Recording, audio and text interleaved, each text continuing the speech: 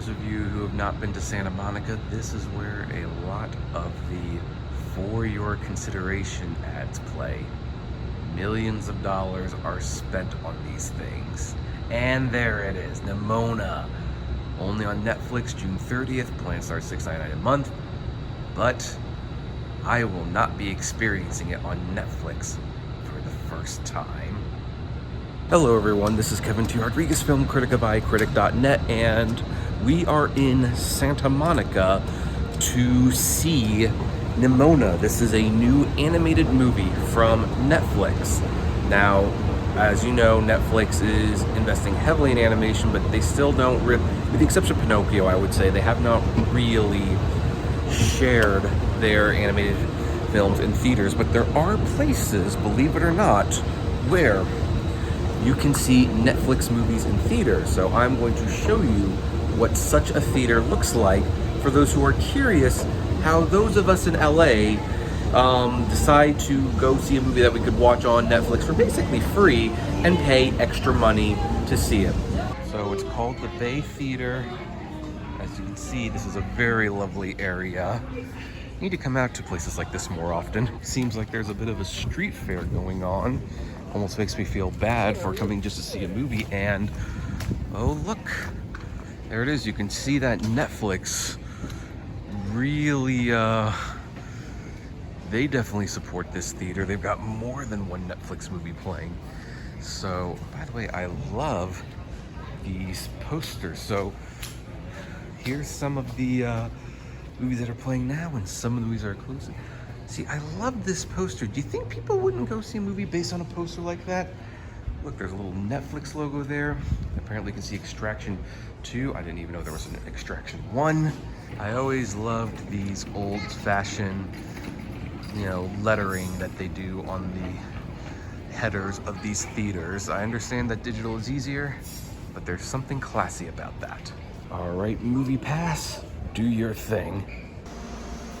Touch screen, buy tickets, 12:30, okay, 10:30 a.m. Oop, nope, that's not that. Adult, next, let's see here, companion available, so not too many people seeing it. I guess oh, I might be the only one here, what do you know?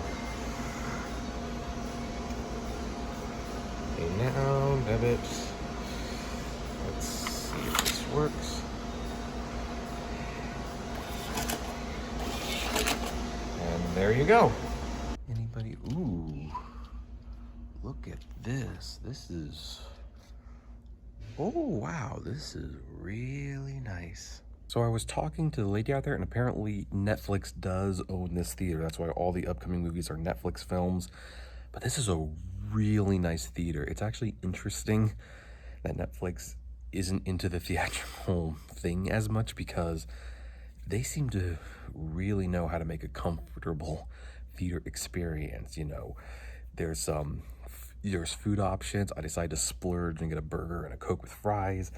And there's these little lights in the background, and there's a service button that you can see right there. Like, this is a really nice theater. So even though it took a while to drive here, the viewing experience, at the very least, is going to be good. Oh my gosh, they use actual cups. This is amazing. 3 hours later. All right, movie was done. That was one of the nicer theater experiences I had. Loved the burger, and let's now go to the wall and talk about the movie itself. Cue the logo.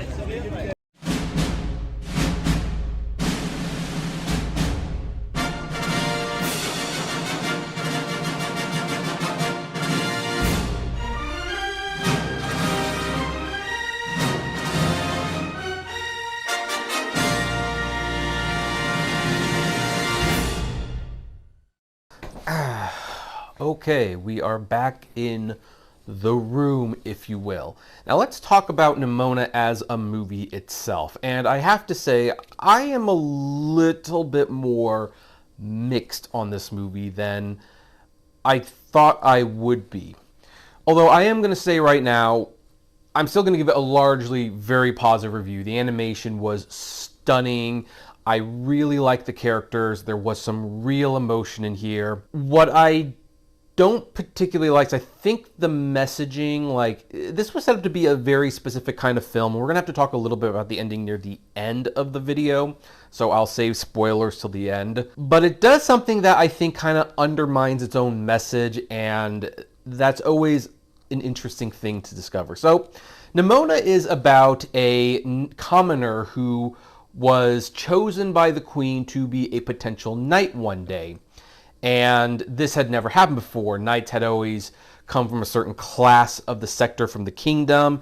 They were raised by certain people. And so to have, like, basically a kid from the street be gifted the opportunity to hold one of the highest honors in the kingdom is this really big deal. And of course, he works really hard, makes the most of it, and he is knighted by the queen. But on that knighting day, something happens with the sword that he is bestowed upon, and the queen is killed, and everyone thinks that this knight is the murderer of the queen.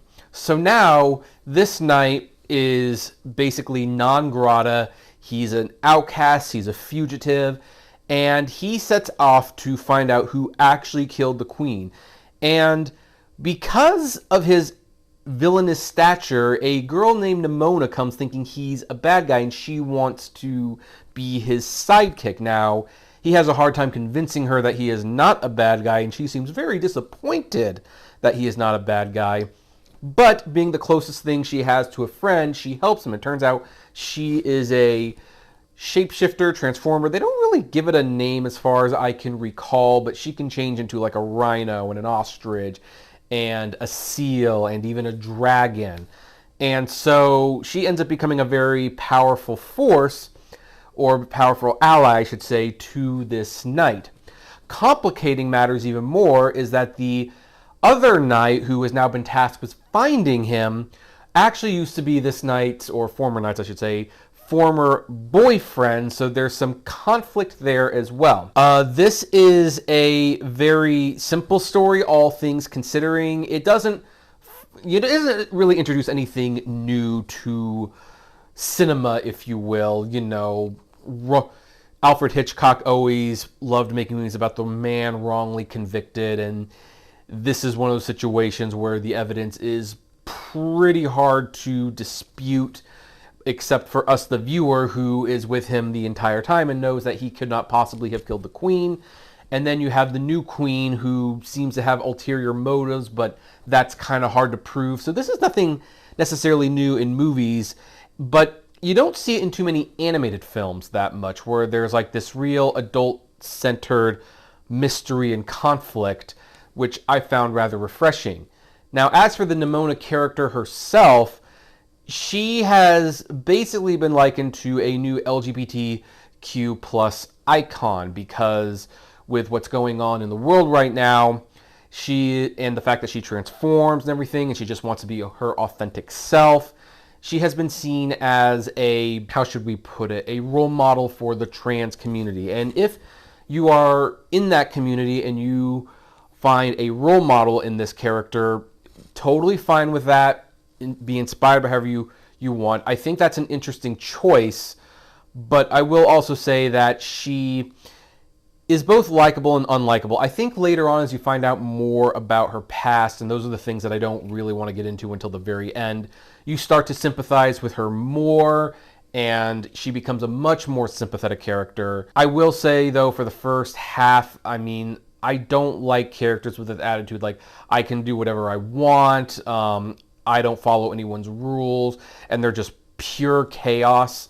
I've never liked that type of character, and so Nimona kind of falls into that category. But then, again, she is redeemed because much later on you find out why she is that way, and unlike other characters of this nature who basically just don't have a care in the world, she has reasons for having this viewpoint on life. And so by the end, I could understand why she viewed the world this way and why she wanted to live life this way, despite the fact that I personally was annoyed by her. And I do love her relationship with the knight.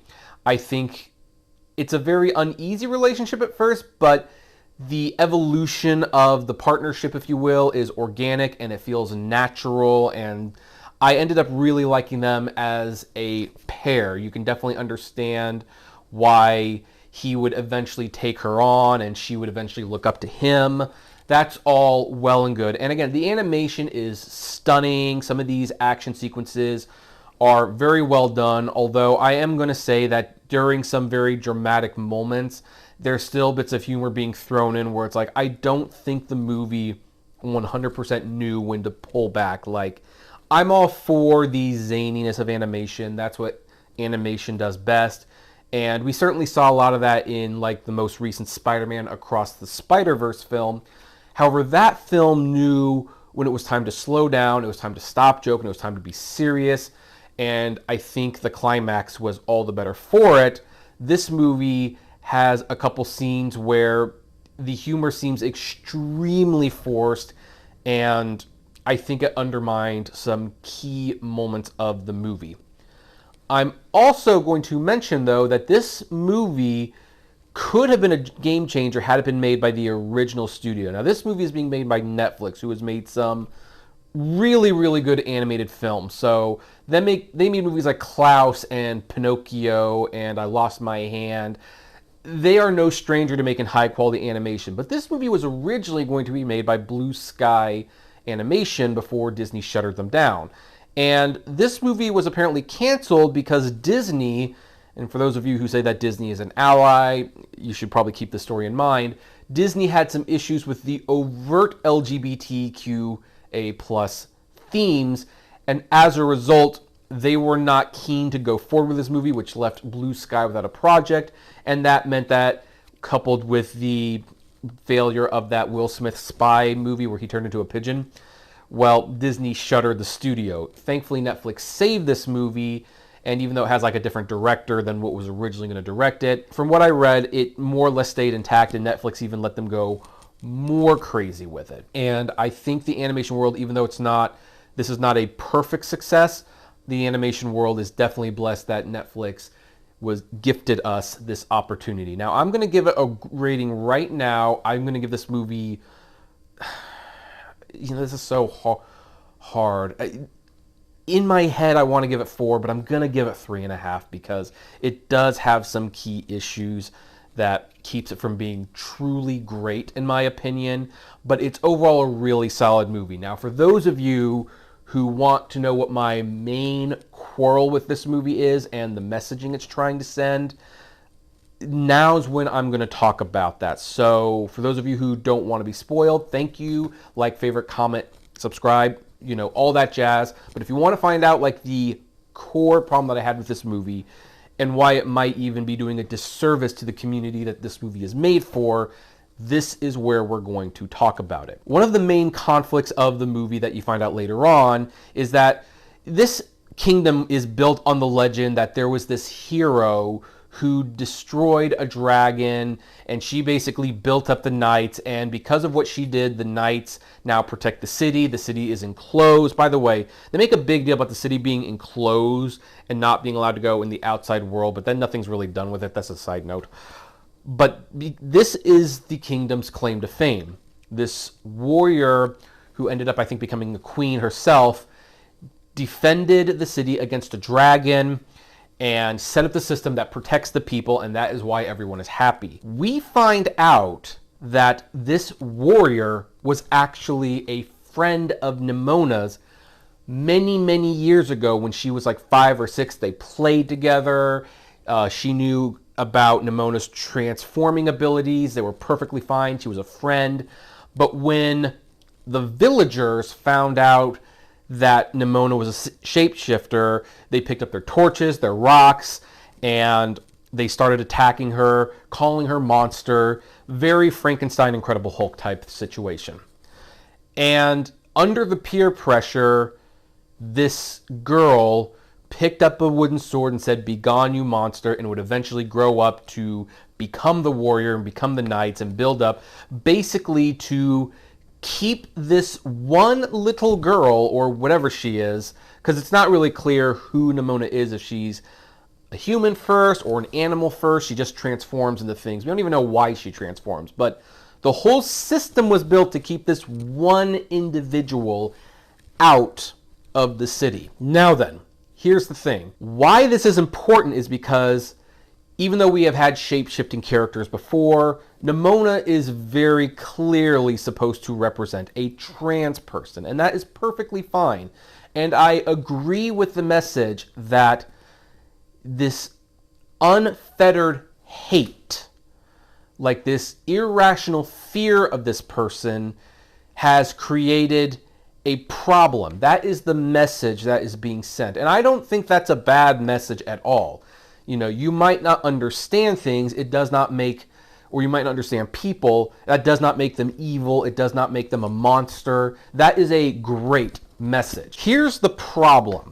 Later on, near the end of the movie, Nimona becomes so angry at being, you know, outcast and being hated and all that jazz, that hate and sadness manifests into a black monster of some sort, and she goes in and she starts destroying the city. She starts attacking the city, and at this point she's not really being provoked by anyone. She's on the run because the knight found out about who she was and rightfully questioned, you know, why this information was not made public to him. And she got fearful, understandably, and ran away. But now this internalized hate has formed into a monster, and now she's destroying things. And if she is supposed to represent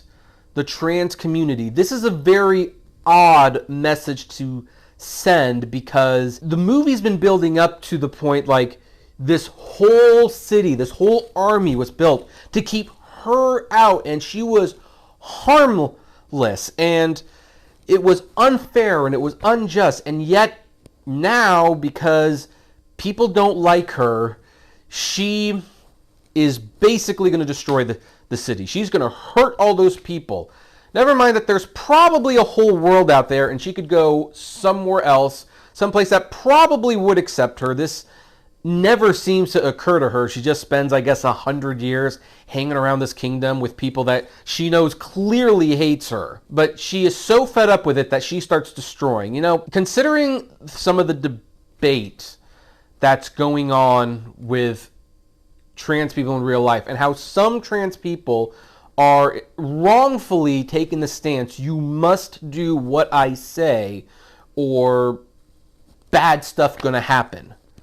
This seems like a really strange thing to put into the movie when really it was right there. There was a soldier who was basically trying to undermine everyone else because he wants to be the head honcho. He could have been the villain. The queen could have been was definitely the villain, where they could have been trying to capture her and she could have been destroying the city in self-defense, and this message would work so much better in that regard. But the fact that she basically gets so angry that she starts destroying, you know, buildings and starts attacking innocent people, it was a really weird thing to put in there, because all of a sudden now the queen and the soldiers have a point. I know she was kind of played off as like, I do whatever I want, and they were playing it for laughs, but if this is what I do what I want, and if I don't like it, I'm going to turn into this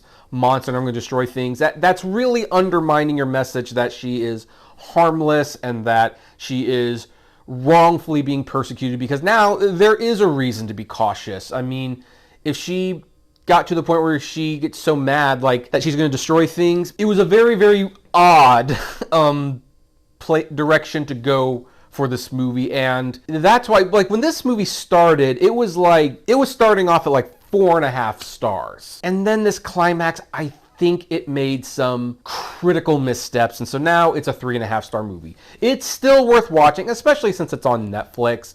It's a shame that it's not on more theaters, because not only was that theater excellent, but I mean, the animation style deserves to be seen on the big screen, but since it's on Netflix and it doesn't cost you anything except time, I don't think it's a waste of time. I think it just fumbled the end game. But that being said, now I'm officially done with this review. What do you think? I'd love to know. Comment below, like, favorite, share, subscribe, and as always, flame responsibly.